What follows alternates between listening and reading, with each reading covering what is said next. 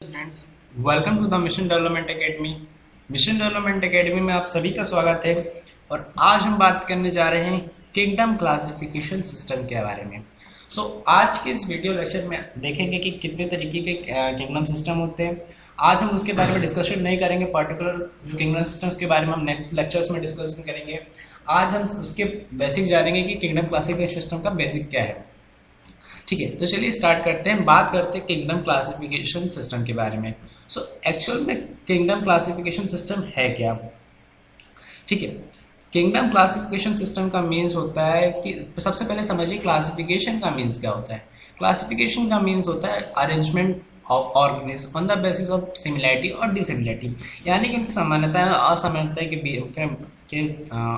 असमानता और समानता को देखकर उसे किसी पर्टिकुलर ग्रुप या कैटेगरी में रखने की जो प्रोसेस होती है उसी को हम क्या कहते हैं, क्लासिफिकेशन कहते हैं। ठीक है, और आपको पता है सिस्टम क्या होता है। सिस्टम में सेट ऑफ रूल्स और इंस्ट्रक्शन, तो उसे हम क्या कहते हैं, सिस्टम कहते हैं। और किंगडम आपने ऑलरेडी पढ़ रखा है। किंगडम आपने कहाँ पढ़ रखा है? जब आपने टैक्सॉन पढ़े थे, कैटेगरीज पढ़ी थी। सो आपको पता है कि जो किंगडम होता है, जो क्लासिफिकेशन सबसे हाईएस्ट कैटेगरी होती है। ठीक है, तो इसमें हम क्लासिफिकेशन करते हैं। तो आपको क्या टोटल ओवरऑल समझ में क्या आता है किंगडम क्लासिफिकेशन सिस्टम से, कि जो ऑर्गेनिज्म को किंगडम में क्लासीफाई करने के जो सिस्टम, उसे हम किंगडम क्लासिफिकेशन सिस्टम कहते हैं। अब ये जो सिस्टम है ये बहुत पहले से है। ठीक है, ये आफ्टर सिविलाइजेशन आया था कि classification of system after civilisation. अब जो क्लासिफिकेशन कब से स्टार्ट हुआ? क्लासिफिकेशन जब स्टार्ट हुआ जब सिविलाइजेशन आई। अब सिविलाइजेशन का मीन्स क्या? वैसे तो ये सोशल का टर्म है, फिर भी आपको थोड़ा समझा देता हूँ। जैसे जब जब पॉलिटिकल इन्वायरमेंट का डेवलपमेंट होने लगता है, जब सोसाइटी का डेवलपमेंट होने लगता है, ऐसा समझिए, और अर्बनाइजेशन होने लगता है, तो हम कहते हैं कि सिविलाइजेशन हो रहा है। ठीक है, तो जब सिविलाइजेशन होने लगा, यानी कि जब ग्रोथ होने लगी सोसाइटी की, तो फिर उन्होंने क्या किया, ऑर्गेनिज्म को क्लासीफाई करना स्टार्ट किया। ये क्लासिफिकेशन जो था नॉन साइंटिफिक था, इसमें मतलब साइंटिफिक बेसिस पे नहीं किया गया था जो क्लासिफिकेशन। और इसमें जो क्लासिफिकेशन का जो मेन क्राइटेरिया था वो था कि जो ऑर्गेनिज्म है उनकी नीड के ऊपर उन्हें क्लासिफाई किया गया, जैसे फूड, शेल्टर और क्लोथिंग। ठीक है, तो मतलब फूड के लिए कौन सा ऑर्गेनिज्म जो है हमें यूजफुल है, तो उसमें अलग क्लासीफाई कर दिया। शेल्टर के लिए कौन सा ऑर्गेनिज्म, मतलब प्लांट फूड। ठीक है, और वुड भी आ जाएगा इसके अंदर। प्लांट आपको पता है शेल्टर में लकड़ियों के घर बनते हैं, तो शेल्टर के बेसिस को क्लासीफाई कर दिया, हाँ इसमें घर बन सकते हैं। क्लोथ के बेसिस पे आपने क्लासीफाई कर दिया, आपने मतलब शेर की खाल, मतलब अलग अलग खाल होती है, तो उन्होंने उस टाइम पे क्लोथ के हिसाब से क्लासीफाई कर दिया। और आपको पता है कि यहाँ जो अलग अलग जो कॉटन बनता है, मतलब ये भी प्लांट की बात है। क्लॉथिंग का मतलब ओवरऑल इन्होंने क्या किया, सभी ऑर्गन को देख उठाया और देखा कि हमारे फूड के काम है तो इन्हें फूड में रख दिया, ये हमारे शेल्टर के काम में तो शेल्टर के ग्रुप में क्लासीफाई कर दिया, और क्लॉथिंग के काम आ रहा है तो इसे क्लॉथिंग के मतलब काम की दिया। क्यों? क्योंकि तीन मेन क्राइटेरिया ऑर्गेन्स को चाहिए रहता है, क्या बोलते हैं, फूड, शेल्टर और क्लोथिंग। क्योंकि ये ह्यूमन ने करा है और ह्यूमन को चाहिए क्या, रोटी कपड़ा मकान। तो रोटी कपड़ा मकान के बेसिस पर उन्होंने सबसे पहले क्लासिफिकेशन किया। और ये जो क्लासिफिकेशन था ये नॉन साइंटिफिक था। फर्स्ट टाइम जो साइंटिफिक क्लासिफिकेशन किया गया था वो किया गया था अरिस्टोटल के द्वारा। अरिस्टोटल कौन है? फादर ऑफ जूलॉजी और बॉटनी, दोनों के फादर। ठीक है, अरिस्टोटल है। इन्होंने क्या, जो कि फर्स्ट पर्सन थे जिन्होंने ऑर्गेन्स को क्लासीफाई किया था साइंटिफिकली बेसिस पे। अभी तक जितना भी क्लासिफिकेशन हुआ था सिविलाइजेशन के बाद, वो सभी जो क्लासिफिकेशन था वो नॉन साइंटिफिक था, बट ये जो क्लासिफिकेशन था ये साइंटिफिक है। ठीक है, साइंटिफिक के बेसिस पे इन्होंने क्या किया, जो ऑर्गेनिज्म थे उनको दो क्राइटेरिया में मेनली डिवाइड कर दिया। ठीक है, दो किंगडम में डिवाइड कर दिया कह सकते हैं। इन्होंने क्या किया, जितने भी ऑर्गेनिज्म थे उनको एनिमल और प्लांट में डिवाइड करके रख दिया। ठीक है, एनिमल और प्लांट में डिवाइड कर दिया।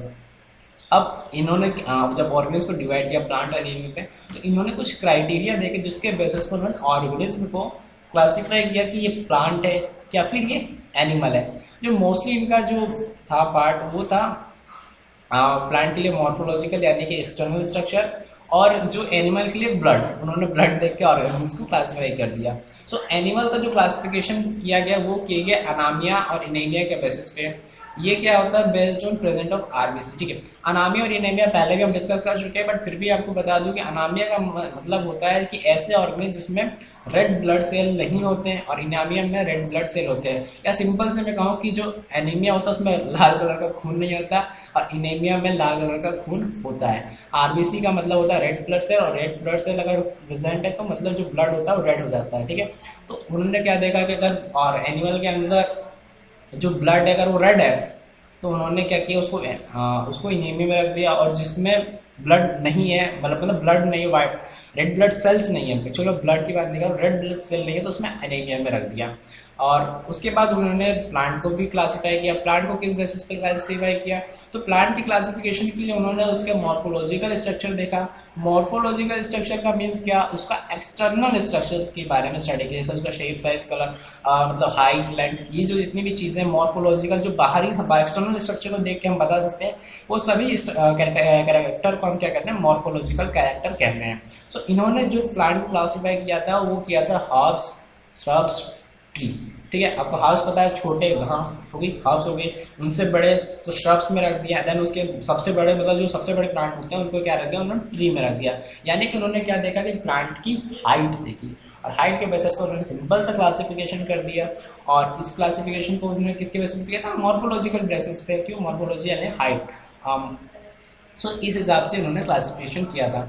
देन उसके बाद नेक्स्ट साइंटिस्ट आए थियोक्रेटस, ठीक है। थियोक्रेटस जो कि फादर ऑफ बॉटनी है, ठीक है, बॉटनी के फादर थियोक्रेटस है। तो उन्होंने क्या किया, उन्होंने भी क्लासिफिकेशन किया। तो उन्होंने क्लासिफिकेशन किसका किया, प्लांट का क्लासिफिकेशन किया, और किस बेसिस पे किया, उन्होंने भी जो क्लासिफिकेशन किया था वो भी किया था उन्होंने हाइट के बेसिस पे। बट इसके साथ उन्होंने एक और जो है टर्म, एक और क्राइटेरिया यूज किया जो कि है duration of life span. Life span के बारे में भी उन्होंने, लाइफ स्पेन क्राइटेरिया को भी उन्होंने लिया। अब हाइट तो मैं आपको पहले ही बता चुका, अभी प्रीवियस स्लाइड में ही डिस्कस किया, और लाइफ स्पेन के बारे में मैं आपको थोड़ा बताता हूँ। लाइफ स्पेन क्या होता है एक्चुअल में, the period from birth to natural death is called life span, ठीक है। यानी कि जो जब प्लांट की ग्रो, मतलब प्लांट ने जब एम्ब्रॉय के बाद की जितनी प्रोसेस, उसकी डेथ तक के जितने भी पीरियड, टाइम पीरियड, उसको हम क्या कहते हैं, लाइफ स्पेन कहते हैं। जैसे मान लीजिए आपने सीड लगाया, उसके बाद जब प्लांट ग्रो करके खत्म हो गया तो उस सभी उतने टाइम को हम क्या कहते हैं, लाइफ स्पेन, ठीक है, लाइफ स्पेन कहते हैं, जीवन चक्र हिंदी में। तो क्या किया, पहले तो इन्होंने हाइट के बेसिस पे क्लासीफाई किया। तो हाइट के बेसिस पे इन्होंने किया, हाइट के बेसिस पे इन्होंने ज्यादा कुछ नहीं किया। इन्होंने क्या किया, हाइट के बेसिस पे इन्होंने जो प्लांट को श्रब्स, अंडर श्रब्स और यहाँ पे ट्री, ठीक है, चार कैटेगरी में उन्होंने डिवाइड कर दिया प्लांट को, एक हर्ब्स, अंडर श्रब्स और श्रब और ट्री। तो जो हर्ब्स अभी पता चला, सबसे छोटे प्लांट घास जैसे, ठीक है, हर्ब्स होती हैं। ट्री आपको पता है सबसे बड़े प्लांट जो कि जिनका स्टेम बहुत मोटा सा होता है, ठीक है। श्रब्स मतलब झाड़ जैसा प्लांट हो सकता है, ठीक है। अंडर श्रब्स किसे कहा गया, ठीक है, जो प्लांट श्रब्स, हर्ब्स और श्रब्स के बीच के प्लांट थे, यानी कि जिनकी हाइट हर्ब से बड़ी और श्रब से छोटी थी, उन प्लांट को हमने क्या कहा, अंडर श्रब्स कहा, ठीक है। तो ये बहुत ही सिंपल टर्म है अंडर श्रब, इसमें ज्यादा कुछ बात करने लायक नहीं है। श्रब्स और हर्ब से छोटे प्लांट, बीच वाले प्लांट को क्या कहते हैं, हम अंडर श्रब्स कहते हैं, ठीक है। और आपको पता है ट्री किसे कहते हैं, इसमें कोई बड़ी बात नहीं। जो मेन क्राइटेरिया इन्होंने लिया था वो था लाइफ स्पेन। तो लाइफ स्पेन के बेसिस पे इन्होंने क्या किया, प्लांट को 3 पार्ट में डिवाइड कर दिया, एक एनुअल, बाइनियल और पेरेनियल। एनुअल, बाइनियल, पेरेनियल का मतलब क्या होता है, चलिए ये समझते हैं। सबसे पहले एनुअल जो है, इन्होंने क्या किया, इनके जो प्लांट था उनके उसके ग्रोइंग सीजन के ऊपर, मतलब जो ग्रोइंग सीजन है उसके बेसिस पे क्लासीफाई किया था। ग्रोइंग सीजन का मीन्स क्या होता है, ठीक है, पहले ये समझिए। ग्रोइंग सीजन का मीन्स होता है कि जब तक उसका वेजिटेटिव पार्ट ग्रो हो जाता है, ठीक है, जितने टाइम में उसका वेजिटेटिव पार्ट ग्रो होके हो जाता है, उसको उन्होंने क्या कहा, उसको उन्होंने कहा कि वो उसका ग्रोइंग सीजन है या ग्रोइंग पीरियड है, ठीक है, जितने टाइम में वो ग्रो होता है। अब उन्होंने इसके बेसिस पे एनुअल, बाइनियल और पेरेनियल टर्म दिया। एनुअल का मीन्स क्या, जो कि एक ग्रोइंग सीजन के अंदर डेवलप हो जाता है, एक ग्रोइंग सीजन के अंदर, यानी कि मतलब एक ही बार में उसमें ग्रोथ होगी, वो कंप्लीट ग्रोथ हो जाएगी, ठीक है, एक ही बार में उसमें कंप्लीट ग्रोथ हो जाएगी। जैसे वीट, आपको पता है वीट क्या होती है, एक बार ग्रो होके खत्म हो जाती है। क्या होता है उसमें, एक ही बार सीजनल, एक ही बार ग्रोइंग होती है और देन उसके बाद ग्रोइंग नहीं होती, फिर वो उसके बाद प्लांट खत्म हो जाता है। ठीक है। बाइनियल में क्या होता है, बाइनियल में होता है कि दो ग्रोइंग सीजन होते हैं। दो ग्रोइंग सीजन का मीन्स क्या है, इसमें क्या होता था, जो वेजिटेटिव पार्ट और जो भी रिप्रोडक्टिव पार्ट था वो क्या होता था, एक ही ईयर में बन जाता था। लेकिन जो बाइनियल में होता है, इसमें क्या होता है, जो वेजिटेटिव पार्ट और रिप्रोडक्टिव पार्ट। अब वेजिटेटिव और रिप्रोडक्टिव में आपको थोड़ा डाउट आ चुका होगा, फिर भी मैं इसको बता देता हूँ। वेजिटेटिव का मीन्स होता है जो प्लांट का वो पार्ट जो कि वेजिटेटिव, मतलब रूट है, स्टेम है, ब्रांचेस हो गई, लीव्स हो गई, ये क्या होती है वेजिटेटिव पार्ट। और रिप्रोडक्टिव पार्ट जैसे फ्लावर हो गया, फ्रूट हो गया, ठीक है, पेटल्स मतलब फ्लावर फ्रूट हो गए, ये उसके रिप्रोडक्टिव पार्ट्स होते हैं। ठीक है। तो ये क्या होता है, फर्स्ट टाइम में उसका जो वेजिटेटिव ग्रोथ होती है, मतलब रूट स्टेम की ग्रोथ होती है, देन उसके बाद उसमें फ्लावर आता है सेकेंड ग्रोइंग सीजन में। जैसे एग्जांपल में हनबेल, ठीक है, इसमें आपके बहुत सारे एग्जांपल हो सकते हैं। एनुअली जो ये जो क्या बोलते हैं, बहुत जल्दी ग्रो खत्म हो जाते हैं। एक एनुअल मतलब एक एनुअल मतलब एक ही ग्रोइंग सीजन में खत्म हो जाता है, उसे एनुअल करेंगे। ठीक है। अब यहाँ पेरेनियल, ऐसे प्लांट जिनका जो ग्रोइंग सीजन होता है वो दो, मतलब ऐसे प्लांट जिनका जो दो ग्रोइंग सीजन से ज़्यादा टाइम लगता है उनको ग्रोथ करने में, उसको हम क्या कहते हैं, पेरेनियल कहते हैं। सो पेरेनियल क्या होते हैं, जिनका जो ग्रोइंग सीजन होता है या फिर कब जिसकी जो लाइफ स्पेन होती है वो 2 ईयर से ज़्यादा होती है। ठीक है। एनुअल में किस प्लांट को रखा गया, जिसकी जो लाइफ स्पेन होती है वो 1 साल के अंदर होती है। बाइनियल के अंदर ऐसे प्लांट रखे गए जिनका जो ग्रोइंग सीजन होता है 2 साल के आसपास होता है, 2 साल मतलब 1 से ज़्यादा होता है और 2 से कम होता है। एंड देन पेरेनियल में ऐसे प्लांट रखा गया जिनका जो ग्रोइंग सीजन रहता है वो 2 साल से ज़्यादा रहता है। जैसे मैंगो बनियान ट्री, आपको पता है मैंगो क्या होता है, कितने टाइम तक ग्रो होता है। मैंगो में क्या होता है, मैंगो जो प्लांट है आपको पता है बहुत ज़्यादा टाइम तक रहता है। बनियान का जो लाइफ स्पेन हो 300 ईयर्स का होता है, मैंगो का भी बहुत ज़्यादा होता है, करीब 50-60 साल के आसपास होता होगा या फिर ज़्यादा भी हो सकता है, मेरे को एक्चुअल वैल्यू नहीं पता, बट बनियान का 300 ईयर्स होता है। तो ये बहुत, इसकी तो लाइफ स्पेन होती है बहुत बड़ी होती है। बट जो एनुअल है, जैसे मतलब वीट, ये क्या होते हैं 4 महीने के अंदर ही पूरा खत्म हो जाता है। बाइनियल में हमें इसको 2 साल के अंदर ये खत्म हो सकते हैं, लेकिन पैरेलल में इनकी जो लाइफ साइकिल होती है 2 साल से ज़्यादा होती है। तो इसके बेसिस पे क्या किया, थियो ब्रिटस ने सभी प्लांट को क्लासीफाई कर दिया उनके लाइफ स्पेन के बेसिस पे। दोनों ने क्या देखा कि कोई प्लांट है वो कितने टाइम तक ग्रो कर रहा है, अगर वो 1 साल से कम ग्रोथ, मतलब 1 साल या 1 साल से कम उसकी लाइफ स्पेन है, देन उसको एनुअल में रख दिया। अगर 1 साल से ज़्यादा और 2 साल से कम है उसे बाइनियल रख दिया, और 2 साल से भी ज़्यादा है अगर किसी प्लांट की लाइफ स्पेन, तो उसको क्या किया, पेरेनियल में रख दिया। ठीक है। सो ये जो था क्लासिफिकेशन इन्होंने किया था सेकेंड। देन उसके बाद क्या हुआ, किंगडम क्लासिफिकेशन सिस्टम जब चालू हुआ तो फर्स्ट टाइम क्या हुआ, जब धीरे धीरे सिविलाइजेशन बढ़ आगे हुई, आपको पता है कि जैसे जैसे सिविलाइजेशन बढ़ी, अर्बनाइजेशन हो रहा है, तो जो क्लासिफिकेशन के जो क्राइटेरिया है वो भी बढ़ते हुए जा रहे थे। ठीक है। तो क्या हुआ, जब किंगडम क्लासिफिकेशन सिस्टम हुआ तो फिर उन्होंने जब देखा तो 2 kingdom classification system first time introduce किया गया लिनियस ने। ये एक साइंटिफिक, आपको पता है अभी तक फर्स्ट टाइम जो साइंटिफिकली क्लासिफिकेशन दिया था वो एरिस्टोटल ने दिया था। देन उसके बाद क्या हुआ, फर्स्ट टाइम लिनियस ने इंट्रोड्यूस किया एक 2 किंगडम सिस्टम नाम से क्लासिफिकेशन सिस्टम। कब इंट्रोड्यूस किया, 1758 में, और उन्होंने 2 किंगडम को इंट्रोड्यूस किया। ठीक है, 2 किंगडम इंट्रोड्यूस किए। फर्स्ट किंगडम उन्होंने इंट्रोड्यूस किया प्लांट है, दैट उन्होंने जो सेकंड किंगडम इंट्रोड्यूस किया उन्हें एनिमल का। अभी तक जो भी हम स्टडी कर रहे थे वो किंगडम के बेसिस पर नहीं था, हम लोग क्या करते थे, जितने भी ऑर्गेनिज्म थे उनको प्लांट में या फिर एनिमल के ग्रुप में रख देते थे। लेकिन जो फर्स्ट टाइम लिनियस ने क्या किया, किंगडम इंट्रोड्यूस किया प्लांटी और एनिमेलिया। ठीक है, साइंटिफिकली। देन उसके बाद क्या हुआ, बहुत टाइम तक ये लिनियस का जो था किंगडम क्लासिफिकेशन चलता रहा, और उसके बाद क्या हुआ, करीब मोर देन 100 ईयर के बाद 3 किंगडम क्लासिफिकेशन सिस्टम को इंट्रोड्यूस किया गया, किसके द्वारा, हैकल के द्वारा।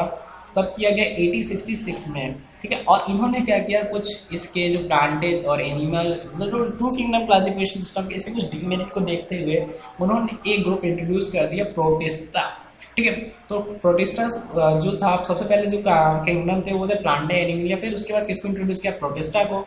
देन उसके बाद 4 किंगडम सिस्टम आया, जिसको इंट्रोड्यूस किया था कॉपलैंड ने। और कॉपलैंड ने इसे कब इंट्रोड्यूस किया था, इसमें भी बहुत टाइम लग गया था, 1956 में इन्होंने इंट्रोड्यूस किया मोनेरा को। ठीक है, मोनेरा को इन्होंने इंट्रोड्यूस किया था फोर्थ किंगडम क्लासिफिकेशन में। इसमें भी इन्होंने काफ़ी टाइम लगा दिया, क्यों? क्योंकि धीरे धीरे सिविलाइजेशन बढ़ रही है। आपको पता है इसके ये टाइम पीरियड बहुत ज़्यादा है। इसके बीच में क्लासिफिकेशन करते हैं हमें बहुत सारे डिमेरिट मिले। इसके बाद क्या किया हमने, उसको हटाने के लिए एक नया किंगडम इंट्रोड्यूस कर देते हैं, ठीक है। देन उसके बाद 5 किंगडम सिस्टम आया, आर.एच. विटेकर ने जिसे दिया था, और आर.एच. विटेकर ने इसे दिया था 1969 में। और इस किंगडम बहुत ही इंपॉर्टेंट किंगडम है फंजाई, क्योंकि लोगों को फंजाई और प्लांट में बहुत ज़्यादा कन्फ्यूजन होने लगा था। उन्हें लगता था कि प्लांट और फंजाई एक ही होते हैं।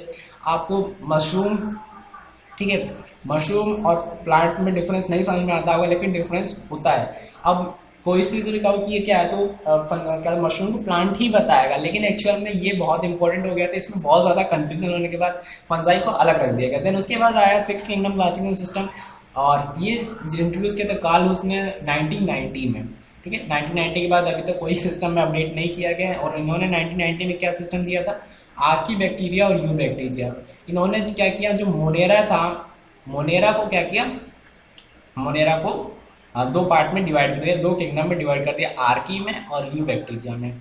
और ये उन्होंने क्लासिफिकेशन के कुछ क्राइटेरिया लिए थे। मोस्ट जो मेनली क्राइटेरिया था उसका न्यूक्लियस था, ट्रू न्यूक्लियस तो यू बैक्टीरिया, और मतलब ट्रू न्यूक्लियस नहीं तो आर्की बैक्टीरिया, इस बेसिस पर उन्होंने क्लासिफाई कर दिया था। बहुत ही सिंपल, जो कि हम आगे डिस्कस करेंगे बाद में किसी और नेक्स्ट जो लेक्चर आएंगे उसमें हम इस पर्टिकुलर सिस्टम को एक बार में डिस्कस करेंगे।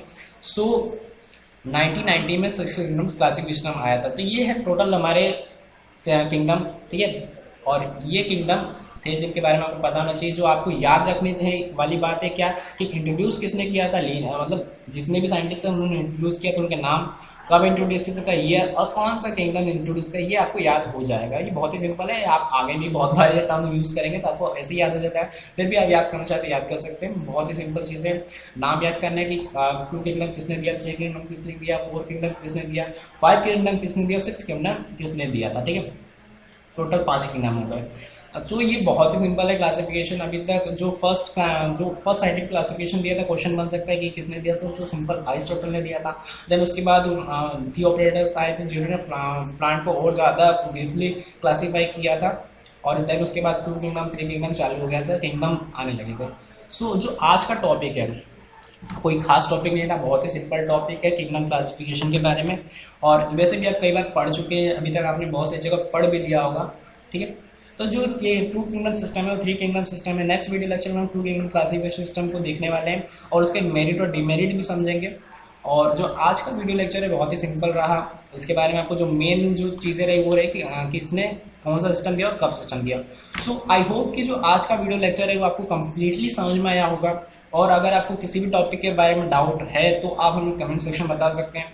सो thanks for your precious time at the last, god bless you, thank you so much.